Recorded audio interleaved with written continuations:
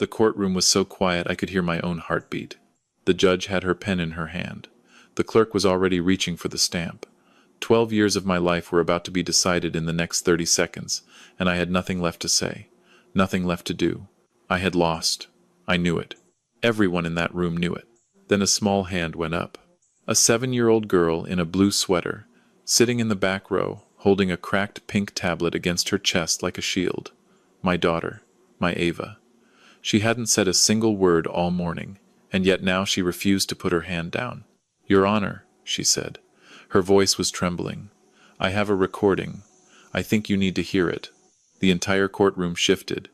I turned and looked at Diana, my ex-wife, and what I saw on her face was not anger, not confusion. It was fear. The kind of fear that only lives in the eyes of someone who knows exactly what is on that recording. That was the moment everything changed. My name is Cal Reyes. I am 38 years old. I work pipeline construction out of Houston's East End, the kind of work where you come home with your hands cracked and your back arguing with you before you even hit the driveway. I'm not a complicated man. I grew up watching my father leave for a job site before sunrise and come home after dark, and I thought that was just what men did. You worked, you provided, you showed up, you did not complain. That was the blueprint. I met my wife, Diana, at a weekend barbecue when I was 24. She was there with a friend of a friend, wearing a yellow dress and arguing with someone about whether brisket needed wrapping. I fell for her instantly. Not because she was beautiful, though she was. I fell for her because she had opinions, and she wasn't afraid of them.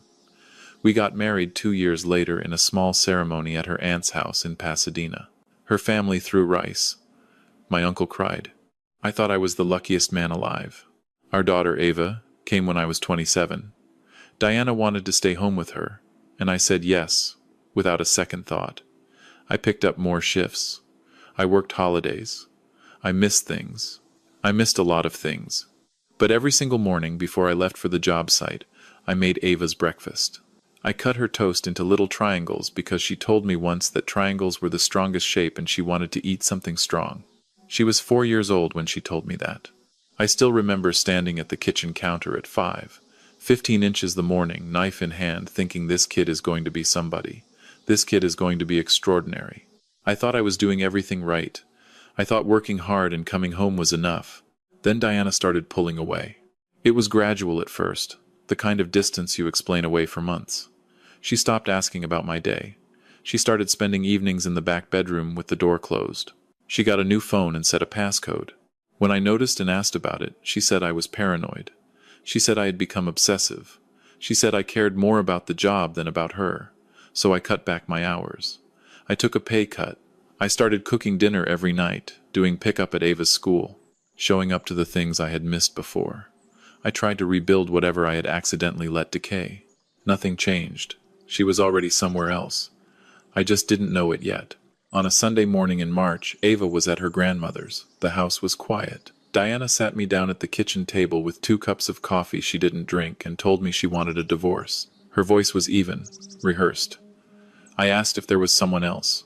She looked right at me and said no, flat, clean, no hesitation. I believed her. God help me, I believed her. If you have ever trusted someone so completely that their lie lands with the same weight as the truth, you know what that felt like. You run through every possible explanation. You find ways to make the facts fit the story you were told. Because the alternative that the person sitting across from you with 2 cups of coffee has been deceiving you for months, maybe years, is too large to hold. So you fold it up and put it somewhere small, and you move forward. I moved forward. The divorce process destroyed me in ways I did not have language for at the time. Diana hired an attorney, a woman named Priya Das, who wore tailored blazers and spoke in the practiced rhythms of someone accustomed to winning. From the first hearing, the strategy was clear. I was the absent father. I was the volatile one. I was the danger. Diana told the court I had anger issues. She mentioned an incident where I had raised my voice at Ava during a tantrum one time. For about 15 seconds, after Ava threw a remote control and hit our dog, Diana framed it as a pattern. Her attorney used phrases like, history of emotional dysregulation and unsafe environment for a child. I sat at a cheap folding table across from them in a building I had never been inside before, in my father's old suit that still smelled faintly of the funeral home, and I felt something I had never felt in my entire working life. I felt small. My attorney, a public defender named Wallace, was a kind man with tired eyes, who I genuinely believe had been overloaded for years. He tried. He just couldn't keep up. When Diana's attorney pushed for an emergency temporary order citing alleged threats I had never made, Wallace objected too slowly. The judge, a different judge from the one we would face at the final hearing, granted Diana temporary sole custody. I got 2 supervised visits per week, 2 hours each. I drove home that night and sat in my truck in the parking lot of my apartment complex for 40 minutes. I couldn't go inside yet. The apartment I had rented after moving out of the house was clean and quiet and completely empty of everything that had ever mattered. I had taken almost nothing. Ava's coloring books were still at the house. Her nightlight was still in her room.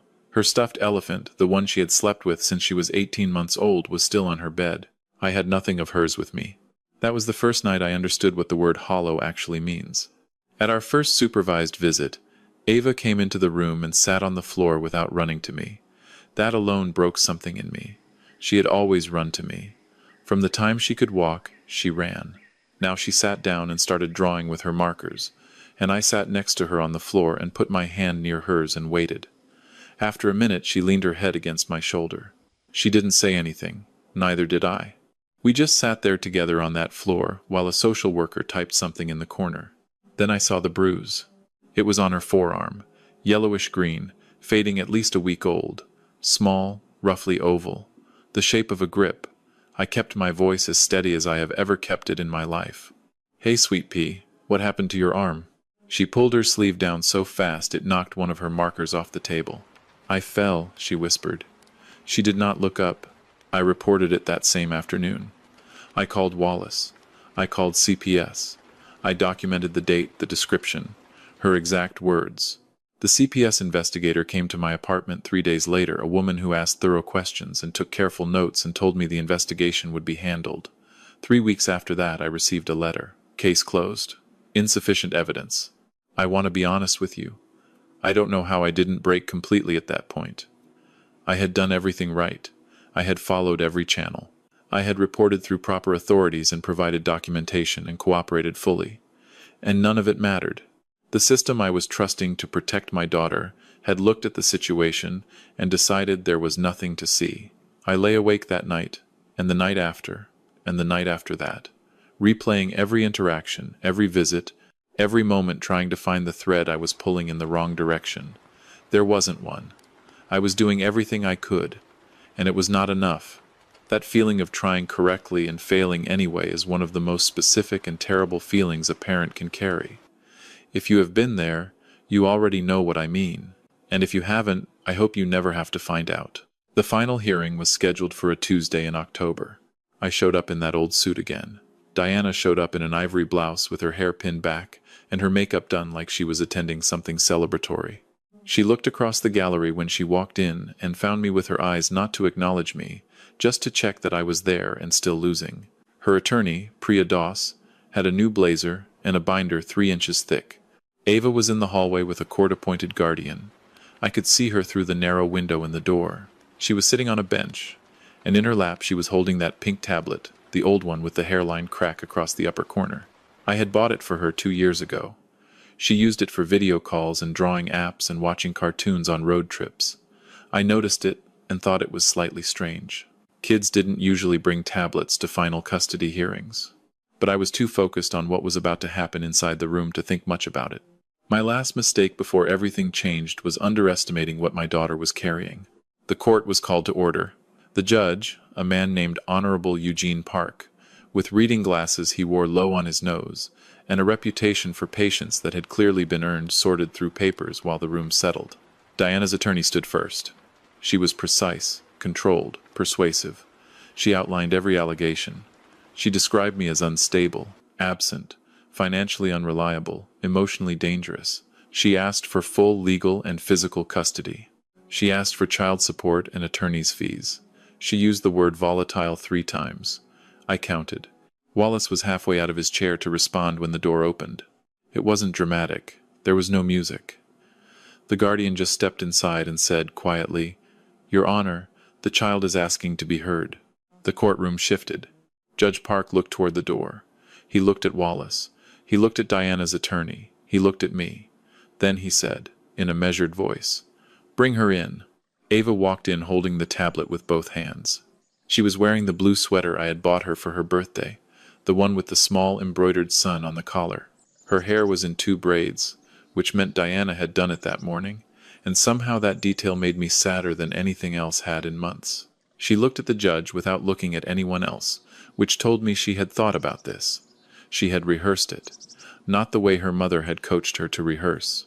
The way a person rehearses something they are terrified to do but know they cannot not do. "Your Honor," she said. Her voice was small, but it did not waver. "I have a recording. I didn't do it on purpose, but I think you need to hear it." Diana's chair scraped the floor. "Ava," her voice was low and sharp. "Sit down, baby, right now." Ava looked at her mother, and I saw it, the thing I had been watching for and dreading and hoping wasn't real. The fear in my daughter's eyes was not directed at me. It had never been directed at me. I had been called dangerous in this courtroom for months, and the only person my daughter was afraid of in that room was the one telling her to sit down. She didn't sit down. She looked back at Judge Park and held out the tablet with both hands. Judge Park asked his clerk to retrieve the device. Diana's attorney was on her feet immediately. She raised 3 separate objections. Judge Park sustained none of them. He took the tablet. He pressed play. He tilted the screen toward himself and watched. The courtroom was so quiet I could hear the ventilation system in the ceiling. For the first 8 seconds, Judge Park's face did not change. He just watched. Then something shifted in his jaw, a tightening. His eyes moved from the screen to Diana, then back to the screen. Then he set the tablet down on his bench very carefully, the way you set something down when you are controlling what your hands want to do. "Madam Clerk," he said, "I'd like this played on the courtroom monitor."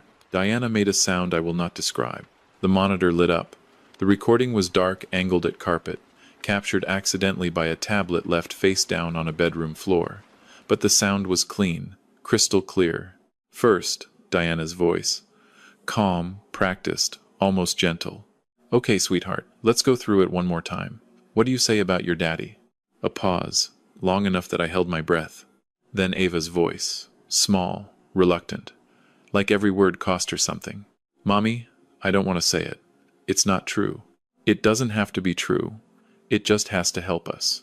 But Daddy doesn't scare me." A pause from Diana. "Longer this time. He will, baby. If we don't do this right, he's going to take you away from me. And I can't let that happen. You understand?" Silence. "Can you just say it for me? Just once, so we're ready?" Another silence. Then the sound of a child who has been worn down past the point of resistance. "Daddy scares me. Daddy yells. Daddy hurts. Good girl." The recording ended. Nobody in that courtroom moved. Nobody spoke. It was not the silence of shock. It was the silence of 30 people absorbing the full weight of what they had just witnessed. The clerk had stopped typing. The bailiff was looking at the floor. Wallace, my cigarette-smelling, quietly exhausted attorney, had both hands flat on the table in front of him like he was steadying himself. Honestly, I have no memory of what my own face did in those seconds. I know I did not cry. I had been trained by months of hearings to keep my face controlled, because any expression could be weaponized. So I sat completely still. But inside, I felt something I do not have a precise word for. It was not triumph. It was not relief. It was the feeling of a truth you already knew in your body, finally being confirmed in the world. Like a bone snapping back into place. Painful and corrective at the same time. Judge Park removed his reading glasses. He held them in his hand for a moment. Then he looked at Diana. "Mrs. Fuentes." His voice was quiet, controlled, the way a very angry person speaks when they have decided to be professional about it. "I'm going to give you an opportunity to explain what I just heard. You have 60 seconds. Diana's attorney was already leaning over, whispering urgently. Diana shook her head. Then she started to cry. Not the composed, useful tears she had deployed at every previous hearing. These were different. These were the tears of someone who has been found out. Her shoulders dropped. Her perfect posture collapsed. She put one hand over her mouth. "I was going to lose her," she said. Her voice was raw. "He works all the time. He was never home. I thought if I didn't fight hard, he would just take her, and I would be alone. Judge Park let a pause settle before responding. Your husband filed for standard joint custody. He never requested sole custody. Not once. He set his glasses down. You told this court he was dangerous. You coached your daughter to repeat false allegations. You manufactured a narrative of abuse for a judge. He paused again. And in doing so, you placed your 7-year-old child in the position of carrying that weight alone into a courtroom. He looked at her for a long moment. That is what I am holding you accountable for. I want to stop here because I think this moment asks something of all of us. I understand on some level why Diana did what she did. I do not say that to excuse her. I say it because I have thought about it every day since, and the truth I keep landing on is this. She had already done the unforgivable thing, the affair, the deception, the plans I would later learn about, and by the time the divorce proceedings started, she was so far past the point of no return that the only strategy she could see was forward.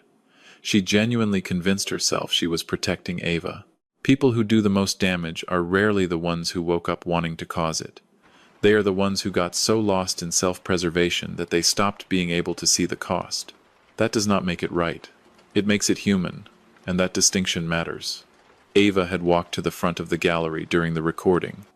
When it ended, she didn't go to Diana. She walked past her attorney's table, past Wallace, past every adult who had been making decisions about her life for 6 months.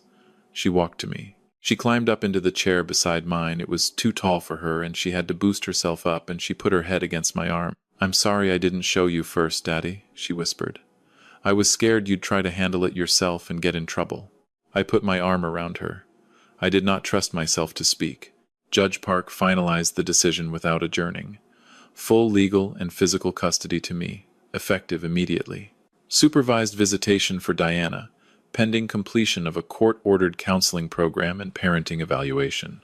He referred the case to the district attorney's office for review of possible charges related to suborning false testimony from a minor. And he ordered a separate investigation into what Ava had mentioned on the recording, a man with a beard who kept appearing at the house. A man Diana had told Ava to forget about. That investigation, I would learn later, was the thread that unraveled everything Diana had been building in secret. The man turned out to have a history of financial fraud. Together they had been preparing to liquidate joint accounts and leave the state before the final hearing. If the recording had not surfaced that day, I would have lost custody of my daughter and woken up a week later to empty bank accounts and no forwarding address. But before all of that, before the investigation, before the charges, before any of it, there was one more moment. Judge Park looked at Ava over the rims of his glasses. He softened. It was visible. This man who had presided over family disasters for 20 years softened looking at my daughter. "I have one more question for you," he said, "and you can answer however you want. Okay?" Ava nodded. "Where do you want to go home?" She didn't pause. She didn't look at Diana. She squeezed my hand and looked at Judge Park and said the thing she said. "I want to go with my dad." She took a breath. "Mommy told me last month that he's not my real dad. She said she told me so I'd stop being so attached to him." Ava's voice stayed steady, the way children's voices stay steady when they are repeating something they have rehearsed internally many times. She said, "My real dad is someone else, and I'd meet him someday." A beat of silence. "But I don't want to meet someone else." She looked up at me. "My dad cut my toast into triangles because I told him triangles are the strongest shape. He comes to my school plays even when he's tired. He never missed one." She paused. "That's not something a real dad does. That's something a dad who loves you does." She looked back at Judge Park. "I want to go home with the dad who loves me. I have been in hard weather. I have worked pipeline in Louisiana summers and Michigan winters. I have done things that physically hurt in ways I am still managing. But nothing in my life has ever hit me the way those words hit me. Not because they vindicated me. Because they were true. Because a 7-year-old had articulated something it takes most adults a lifetime to understand, that love is not the biological fact. Love is the accumulation of every small choice made toward another person, every morning, without applause." The clerk was crying. The bailiff, even Wallace, finally, turned his face to the side and pressed his fist against his mouth. Diana sat alone with her hands in her lap and her perfect hair coming loose and said nothing. I drove Ava home in my old truck. She fell asleep within 10 minutes, her face against the window, her breathing slow and even. The cracked tablet was balanced on her knee. Before she fell asleep, she had told me she didn't want to get rid of it. Why? I asked. She thought about it. Because it reminds me that the truth comes out, she said. Even when you don't mean for it to. She's 7. She should not have to know that yet. But she does. And the fact that she carries that understanding because of what she lived through this year is something I will spend the rest of my life trying to earn the weight of. Here is what this story taught me. Not the legal lesson, the human one. The people who do the most damage in your life will rarely announce themselves as villains. They will not cackle. They will not sneer. They will sit across from you at a kitchen table with 2 cups of coffee they don't drink and look you in the eyes and say the lie cleanly. And you will believe them because you love them, and because you cannot imagine why someone who loved you back would choose to burn you down. That naivety is not weakness. It is the cost of being a person who genuinely shows up. Don't let anyone tell you it means you were foolish. The mistake most people make when they are being destroyed by someone they trusted is trying to fight them on their terms, going louder, going harder, matching the lie with counter-pressure. What I kept doing, and what ultimately saved me, was staying in the lane of what was actually true. I reported the bruise. I documented everything. I kept showing up to supervised visits in a room that humiliated me. I did not perform rage for a judge. I stayed in the truth even when the truth appeared to be losing. Truth does not always win in time. I want to be honest about that. Sometimes it loses. Sometimes the wrong parent gets custody. Sometimes the fraudulent narrative sticks. But I believe I have to believe that consistency in what is real creates conditions for the truth to surface eventually. My daughter surfaced it. I did not. I could not. But she could, because she had a father who never gave her reason to doubt what was real. If you are in the middle of something like this right now, a custody battle, a situation where you are being lied about, a room where no one seems to see what you see here is the one thing I can give you. Document everything. Not as ammunition. As testimony. Write down what you observe. Note the dates. Save the messages. You are not doing it to win. You are doing it so that when the truth needs a foundation to stand on, you have already built it. And the question I want to leave you with is this. Who in your life has stayed? Not who made you. Not who was obligated. Who stayed? Who cut the toast into triangles? Who showed up in the rain? Who came to the school play even when they were tired? Those are the people worth fighting for. Those are the people worth being. I'm sitting on the floor of our apartment right now as I'm telling you this. Ava is asleep in her room with the door cracked open the way she likes it. The tablet is on the kitchen counter.